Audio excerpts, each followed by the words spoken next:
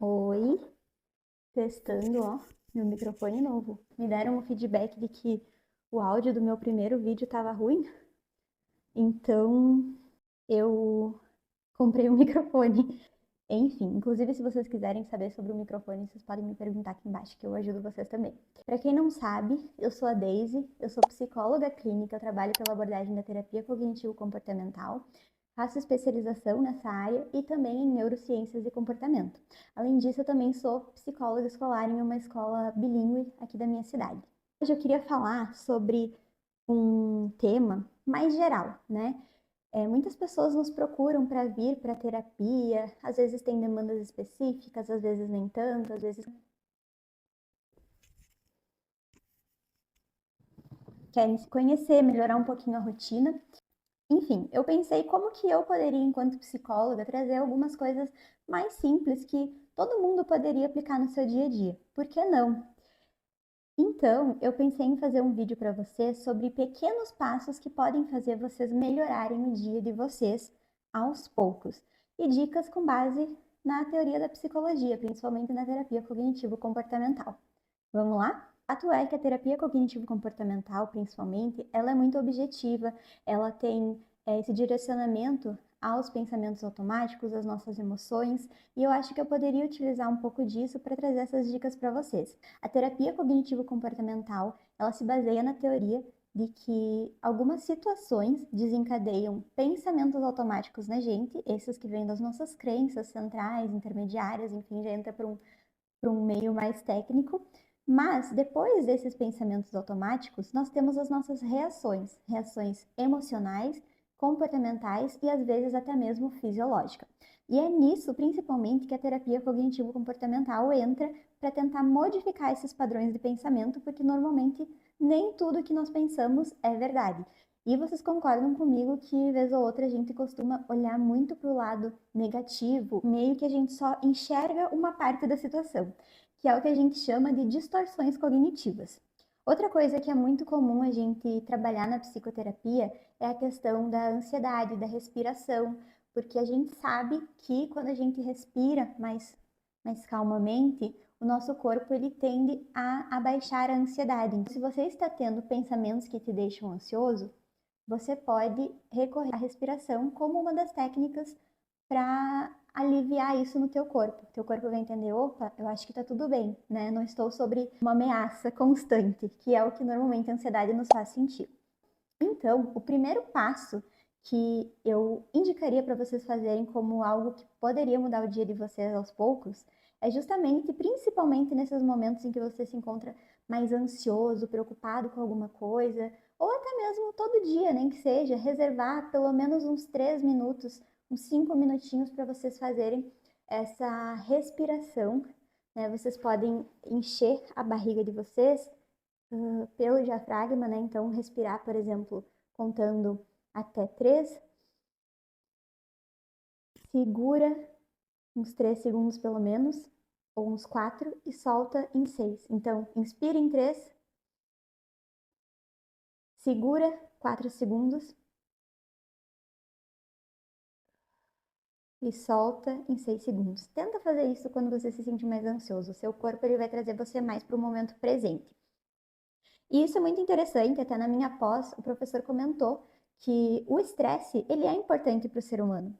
Porém, o que nos causa prejuízo não é o estresse, é o excesso de estresse, é você não ter aquela pausa. Então, já foi identificado que a gente dá uma pausa, nem que seja de 2 minutinhos, né? De não ficar mexendo no celular, de não ficar mexendo no nosso trabalho, assim, 2 minutinhos para estar aqui presente já dá uma reenergizada no nosso corpo. Então, o primeiro passo é dar essas pequenas respirações ao longo do seu dia, principalmente quando você está mais ansioso. O segundo passo que eu recomendo para vocês é justamente essa reestruturação cognitiva que a gente chama, a reestruturação de pensamentos.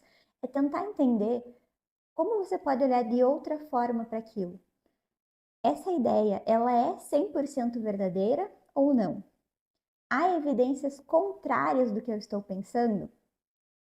Ou até mesmo, o que eu falaria para uma pessoa que estivesse passando pela mesma situação? Porque normalmente, quando acontece com outra pessoa, a gente tende a não tratar da mesma forma como se fosse com a gente. Então, sempre tente questionar os seus pensamentos. Dizia Judith Beck, não é só porque você pensa algo que necessariamente isso é uma verdade. Então, se questione antes de deixar que esse pensamento te gere mais e mais ansiedade. Ou mais tristeza, enfim. Um exemplo que eu anotei aqui sobre reestruturação cognitiva, por exemplo, relacionado ao trabalho, é assim. Vamos supor que o seu pensamento original seja: sou péssimo em reuniões, sempre falo besteira. Será que você é sempre péssimo, sempre só fala besteira? Ninguém nunca te elogiou? Não tem uma outra forma de você enxergar isso? Será que você não está olhando um pouco só o lado negativo? Um pouco demais? Então, um exemplo de reestruturação desse pensamento seria: algumas vezes eu fico nervoso, mas já consegui me sair bem em outras reuniões.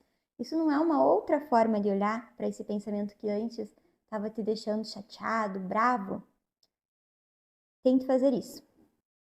O terceiro passo é tentar conquistar micro-vitórias, porque conforme nós fazemos coisas que nós nos propomos a fazer, principalmente aquelas mais difíceis, a gente tende a nos recompensar com a dopamina. A gente sente o bem-estar de ter conseguido fazer aquilo, principalmente quando é algo muito difícil.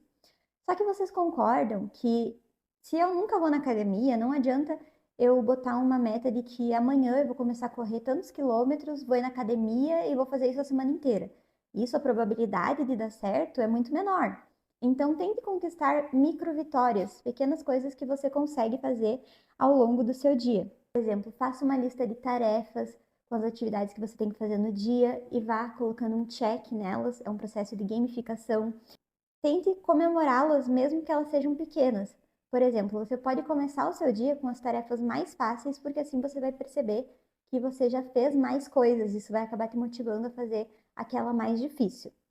Mas como eu disse, são pequenos passos, então cuidado para não escolher um monte de tarefas difíceis e coisas que você sabe que provavelmente você não vai conseguir fazer. Outra dica para esses momentos de pequenas vitórias é justamente pensar no sentido de começar as coisas, né? E não pensar assim, eu tenho que terminar o projeto inteiro. Por que você não escreve como um objetivo para aquele dia começar uma parte do projeto? É diferente, vocês concordam? A chance de você conseguir fazer isso é muito maior. A quarta dica é a ativação comportamental. A ativação comportamental é uma técnica, mas você pode aplicar ela no seu dia a dia tentando escolher pequenas tarefas para você começar a fazer. Isso entra junto com a última dica que eu dei para vocês. A ação, ela vem antes da motivação. Então, você pode ter sim motivos para fazer aquilo, mas você provavelmente vai se sentir muito melhor por ter feito aquilo depois do que antes. Então, eu diria para vocês tentarem começar primeiro para depois sentir o alívio por ter feito isso, e não o contrário. Isso provavelmente não vai acontecer. Então, comece a ativação comportamental. A gente sabe que fazer exercícios, dar uma caminhada que seja, isso já ajuda o nosso corpo a liberar algumas substâncias que nos farão sentir uma sensação de bem-estar. O 5, eu não quero soar aqui como alguém que só pensa coisas boas, que nunca tem pensamentos negativos, mas é justamente nesse sentido de começar a ser grato pelas coisas que você tem e tentar olhar para as coisas de uma forma diferente. Então, algo que você poderia tentar é anotar 3 coisas que você agradece no final do dia, para pensar em como as coisas não são só tão negativas. Então, se você tá muito focado no negativo, e não me entendam mal, eu não tô querendo dizer para vocês serem super gratiluz, gratitudo, não é isso. Existem coisas ruins que acontecem no nosso dia e tá tudo bem, a gente vai ficar chateada, a gente vai ficar triste, com raiva. Eu não estou de forma alguma tentando falar isso para vocês. Eu só tô tentando fazer você, principalmente se você é uma pessoa que olha com um viés mais negativo para as coisas, e você sabe disso, tentar olhar com mais gratidão pelas coisas que acontecem na sua vida. Isso vai mandar também um recadinho lá para o seu cérebro e você vai conseguir desmistificar alguns pensamentos que você provavelmente tem. Então, as 3 coisas que você é grata pelo dia pode ser coisas como alguém sorriu para mim na rua, hoje eu fiz um café e estava muito bom. Mesmo que o seu dia tenha sido muito ruim, tente achar alguma coisa, nem que seja uma coisa que você é grato naquele dia. Não sei, estava com saúde hoje, tá? Agora eu quero saber qual das técnicas mais fez sentido para vocês e qual que vocês vão tentar aplicar primeiro, ou se vocês já estão aplicando alguma. Me contem aqui nos comentários e também me tragam sugestões para novos vídeos e temas que vocês teriam interesse dentro da psicologia, da vida de psicóloga, enfim. Comentem aqui nos comentários, tá bom? Não se esqueça de comentar, dar like e se inscrever. Espero que vocês tenham gostado de hoje. Tchau, tchau!